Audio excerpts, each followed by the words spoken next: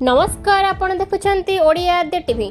चलंतु आजिर बड़ पाणीपाग अपडेट उपरे नजर पकाइबा। आसुची 5 दिनर भयंकर पाणीपाग झड़, वज्रपात और तीव्र पवनर बड़ अलर्ट जारी। केउ जिला रही ऑरेंज और येलो जोन ने पूरा तथ्य देखंतु ए वीडियो रे। भुवनेश्वर पाणीपाग केन्द्र पक्षरु आगामी 5 दिन पई राज्य रे झड़, वज्रपात और पवन संभावना नहीं चेतावनी जारी करा जायछि। आगामी 24 घंटा पई मयूरभंज और केन्दुझर जिला को ऑरेंज वार्निंग जारी होईछि। सेहीपरि 15 जिला को येलो वार्निंग दिया जायछि। सुंदरगढ़, झारसुगुड़ा, संबलपुर, देवगढ़, बालेश्वर, भद्रक, जाजपुर, ढेंकानाल, अनुगुल, केन्द्रापड़ा, जगतसिंहपुर, कटक, खोर्धा, पुरी और नयगढ़ बेग घंटा प्रति 30 ରୁ 40 किलोमीटर पर्यंत बढ़ी पारे।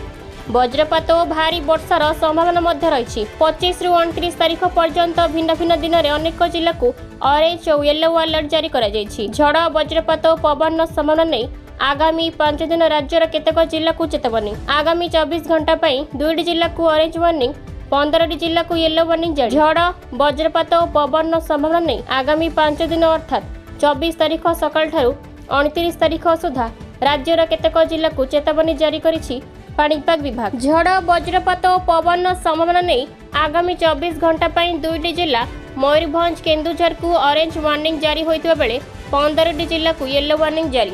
सेहीपरि झड़, वज्रपात और पवन संभावना नहीं आसंता 25 तारीख सकाळ ठारू 26 तारीख सकाळ पर्यंत 4 जिला को ऑरेंज वार्निंग एवं 16 जिला को येलो वार्निंग जारी होईछि। 26 तारीख सकाळ ठारू 27 तारीख सकाळ पर्यंत 7 जिला को ऑरेंज वार्निंग एवं 15 जिला को येलो वार्निंग जारी होईछि।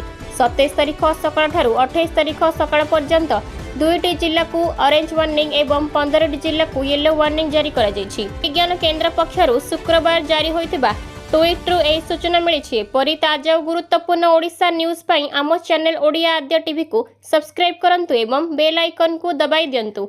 वीडियोटी को लाइक एवं शेयर करने को भूलिबे नहीं।